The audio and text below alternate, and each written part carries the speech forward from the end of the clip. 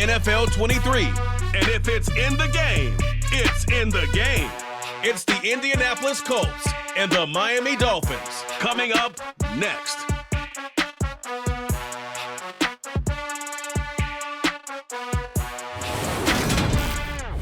From beautiful South Florida, there's a look at Hard Rock Stadium in Miami.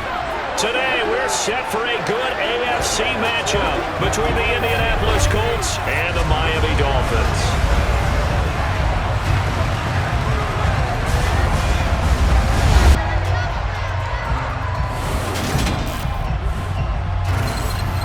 Welcome in, everybody. With Charles Davis, I'm Brandon Gaudin, and Charles, so much gets made about offensive comparisons. Here's a matchup where the defenses may just take center stage. Yeah, we're usually talking about guys scoring touchdowns. How about the guys who prevent them and change the momentum of the game when they take the ball away? I love those ball hawks in the secondary. People after my own heart.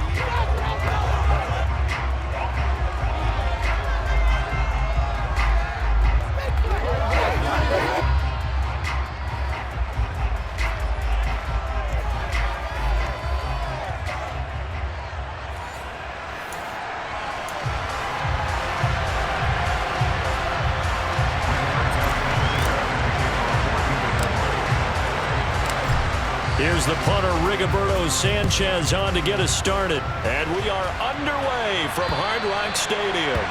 And this will be a touchback as that sails over the inline. The Dolphins take the field with Tua Tagovailoa, their quarterback from Alabama, at the helm. And when you watch him play, everything just looks like it comes so naturally to him. When he's dialed in and finds that zone, passes are crisp, he sees the field really well, and he takes charge as the leader of this offense.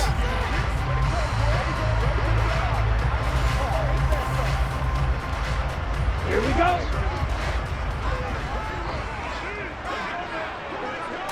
Tua to throw right away. And he'll be brought down by the Colts. Dayo Odeyingbo. Credit him with a sack as he buries him for a loss of 10. A lot of talk the other day about them wanting to quiet this home crowd early and often. Very first play of the game, they do just that. You're exactly right about that, because that's often a conversation when you go on the road and you travel. Hey, let's take the crowd out of it. What a great way of doing so by putting the quarterback on the deck.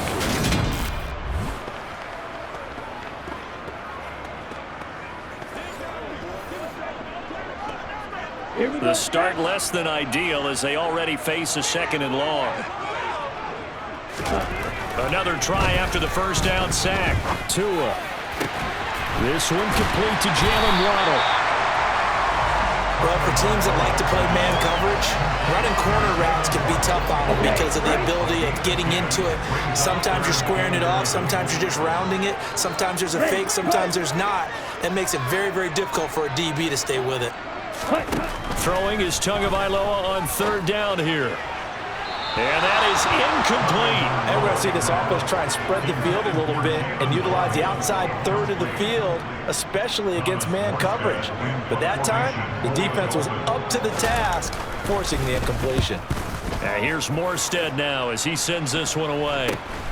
And this returnable for Hines. Uses the stiff arm. Pushes by another. Well, he wasn't too far from breaking that. Officially, give him 15. And the Colts are set up well as they take over 1st and 10 on the short side of the field. So now you've got their offense coming out for the first time with great initial field position. And they'll be led out by their veteran quarterback, the MVP of the league back in 2016. It's Matt Ryan. And when you start with listing a guy's accomplishments like Matt Ryan's, all these years in the league, near the top of the league in completions and percentage, touchdowns each and every year, has won an MVP, taken his team to the Super Bowl. You're talking about a guy who might be finished, but he still has gas left in the tank. Big right arm, great. Oh, he tries to force it in, and it's intercepted. Picked up by Javon Holland. And the Dolphins will have solid field position here as they take over at their 45-yard line. So good starting field position for them here as they come up 1st and 10 at the 45. Into heavy traffic, and it's intercepted. Picked off by Stephon Gilmore. And the Colts are going to take over a couple of yards shy of midfield. defense got him the football with an interception. They trot out there, Charles, in the very first play. They give the football right back. Brand, I almost expect you coming like an auctioneer. We've got two. Do I hear three? Remember, it was 2 in a row. Would we hit 3 in a row? Because these offenses, they got to be a little bit more careful as they go forward. These defenders, they're locked in and really focused.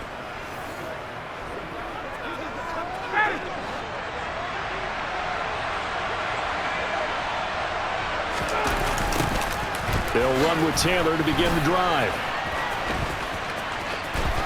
And he's able to take it across midfield before going out of bounds. Give him 5 on the carry there, and it'll be second down. They go to the ground again with Taylor. Still a couple yards short of the first as the 3-yard gain brings up a third down. They'll come to the line, needing only 2 yards to gain the first here. They'll try and run for the first with Taylor. And this is not going to be enough. Was in search of 2 yards and only got halfway there. You know, we might start getting some props here in the booth. You know that one that says the D and then the fence that you put up next to it? How about that? They brought out the jumbo package and still couldn't move them off the line of scrimmage enough to pick up that first down. Impressive. They were ready defensively for that jumbo set. I don't care who you are. 60 yards is a very ambitious attempt. Hard to make even in practice in the best of conditions. And now, worst of all, you give the other guys the ball to start their drive at midfield. Well, they tried the field goal from just inside of 70 yards. It missed, and now this offense set up nicely at midfield. And he is met in his tracks behind the line of scrimmage. 2 yards the loss, 2nd and 12. Sometimes I think these defensive tackles get a little bit of a bum rap. We just see them as big guys that eat up blockers for others to make tackles. Oftentimes they're quicker than they get credit for. And this time he uses quickness to make a play. First play of the drive goes the wrong way. Here's 2nd and 12.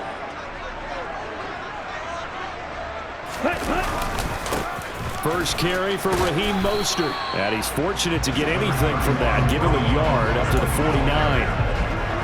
Watching that play unfold and watching him complete it brought back memories of doing all those pursuit drills to make sure you don't over-pursue and let a guy get a cutback lane on you. He did that very well. You praised him on tape yesterday for the angles that he takes to the ball. Took a great angle right there.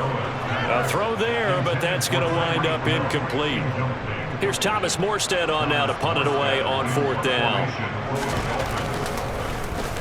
And he'll get off a fairly short kick here as this is toward the sideline. And the punt over the side in the air, and the spot will be inside the 35. Here comes the Indianapolis offense now as they get set to take over.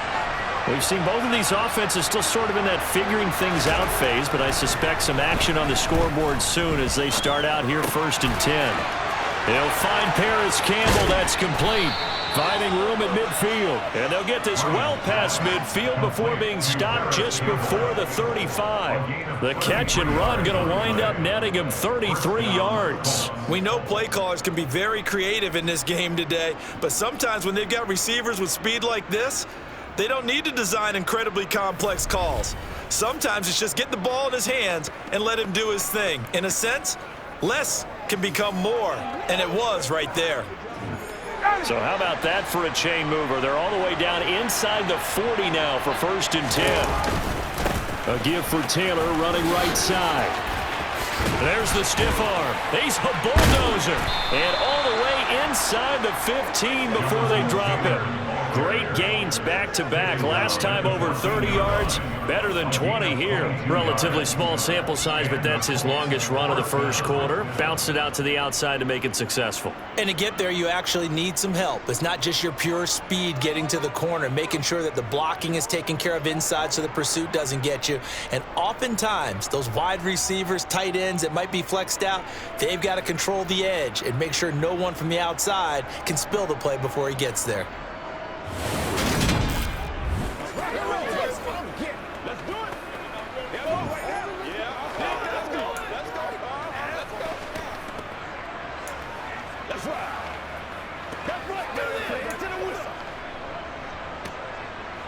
Here's a 1st and 10 at the 14-yard line. Again, it's Taylor. And this time they're able to bottle him up as they'll stop him at the line of scrimmage. Officially nothing on that last run. They'll try again 2nd and 10. Now Ryan. Looking left sideline, but it's incomplete. Coaches talk about it all the time. Players talk about it as well. Excellent job staying disciplined in coverage and making that stop. Inside the red zone, every stop like that could be preventing a possible touchdown. And now the 3rd down throw incomplete as well. Well, it's been a tough go for them. These guys have been driving down the field, but defensively, once they got their backs to the goal line, turned up the pressure, that's going to lead to a 4th down. Well played. Blankenship's kick is good. And the Colts hit the scoreboard first. It's 3-0. So, Charles, they are on the board after that kick. So 3 drives, 3 points. Obviously not the start that you were hoping for, but they're able to erase that 0 off the scoreboard. Yeah, I guess what you're saying is a point of drive is not what offenses are striving for by any stretch. They're happy they've got 3 now. They hope that that unlocks their offense for bigger points down the road. The Dolphins at the line ready for their next drive. Still in the first half, but this offense has struggled. Haven't really been able to get anything going, not only in the points category, but in the yards category. Let's see if they can do better here on this drive. 3-0 after 1 on EA Sports. Second quarter from Miami. It's the Dolphins with the football, as they've got it with a 2nd and 3 forthcoming. Edmonds running out of the shotgun, and he'll get about 3 up close to the 35. Pretty good job defensively. Thought he was going to get it, but they knew where that marker was, and they stopped him just short of it. What it does is emphasize that strategic football and situational football is not just played on the offensive side, is it? Defense understanding, as you noted, where the 1st down marker was and making sure they didn't get there. Sometimes you just sit back and marvel at what he can do defensively. Speed, strength, quickness, he's the whole package. And that package just wrapped up the runner for a loss.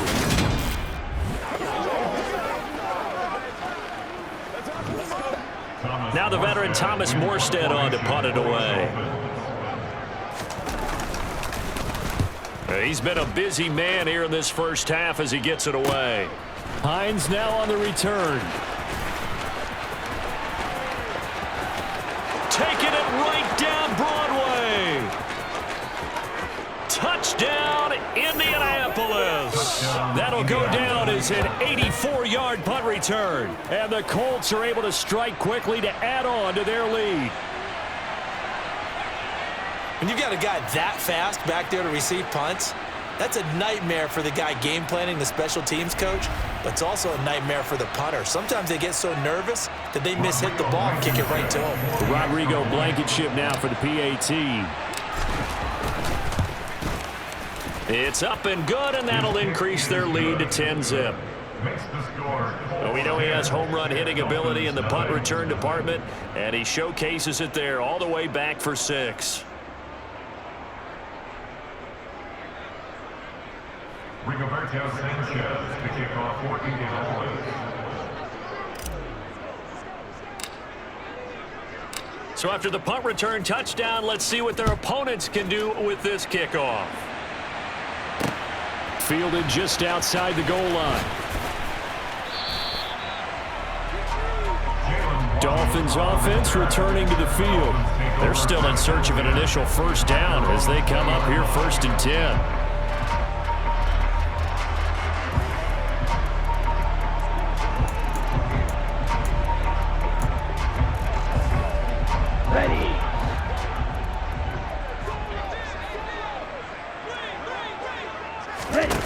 Now a play fake. Here's Tagovailoa. And I think that one might have been intercepted, but he will be ruled out of bounds. So this will go only as incomplete. After the incompletion, here's 2nd and 10 from the 20. Throwing now is Tagovailoa. And he'll get this into the hands of Hill, complete. And he'll be taken down, but not before they work it across midfield. It's a gain of 34. And that might be exactly what they needed to wake up this home crowd. They have to give them much cheered for so far, and never underestimate the effect the home crowd with you can have on a game.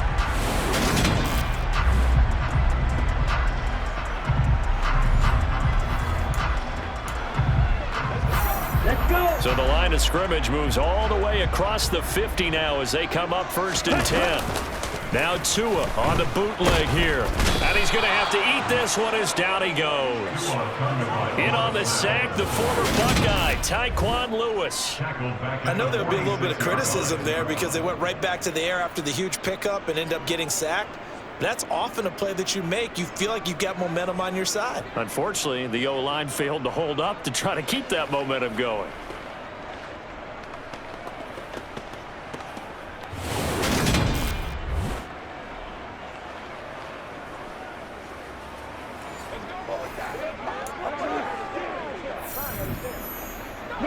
Gotta imagine the pass rush will be equally intense here on 2nd down following the sack. It's 2nd and 18. Here's Tagovailoa to throw. Under pressure, and they got to him again. Multiple players getting home there for an 8-yard loss. These sacks now, they're starting to pile up, Charles, and that front 7 defensively, they've had their way with this offensive line. And I think at this stage, we have to start thinking about different play calls. We've got to start helping this quarterback out because the entire game he's been under siege. I don't care what the down and distance, they've got to get the ball out of his hands a lot quicker.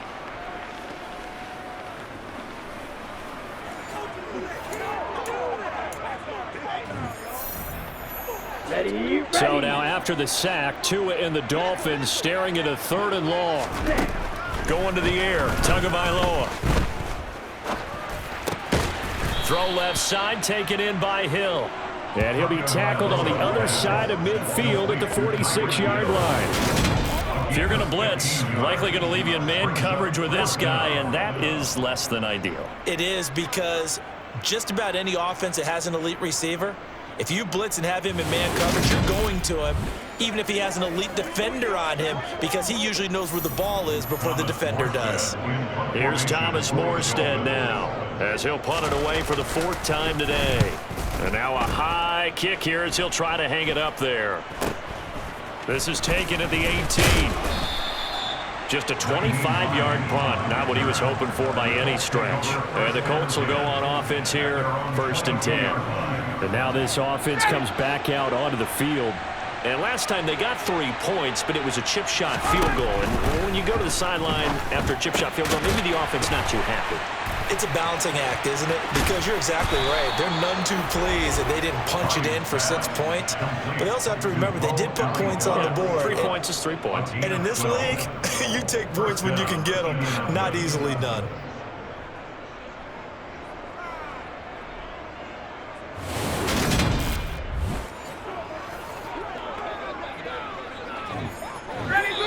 We've hit the 2-minute mark of the first half. 10-0 our score.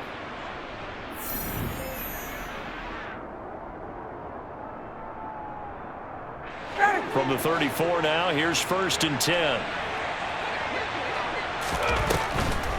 On the draw is Taylor. And he slips up past the 45 before being tackled. It's a pickup of 12. Second play in a row with a 12-yard gain. What makes a draw play like that successful? Well, we did see where he made the first wave miss, and that was a big part of it. But a lot of it is just being actors back there, making the defense think it's going to be a pass.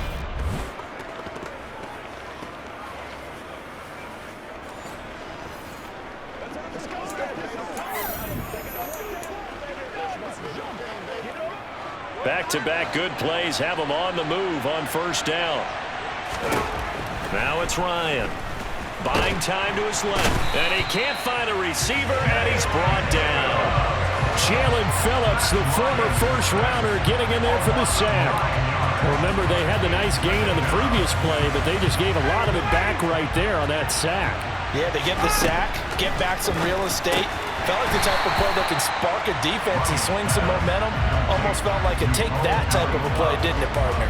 Just a 1-yard loss that time, but that's not what they needed. Now they're dealing with a 3rd and long. Running straight ahead, Taylor. And he's got